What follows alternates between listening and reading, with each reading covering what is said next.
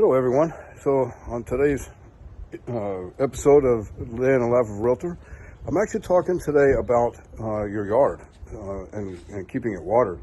So a lot of people don't understand about irrigation systems and what the deal is with those. So an irrigation system isn't just to keep the grass green, it also helps with your foundation or to keep it from moving around.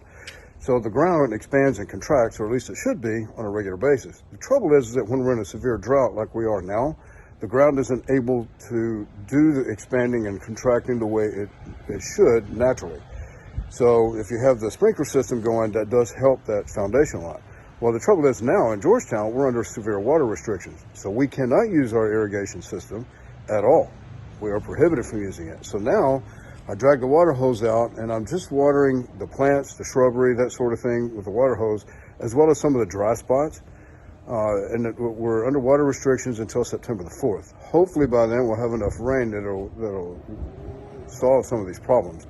But if not, that's just kind of what we're going to have to deal with. So just keep your grass as green as possible by using a water hose. And that's about the best you can do right now. So it kind of sucks to be in Texas at the moment. Happy summer. Talk to you soon. Bye-bye.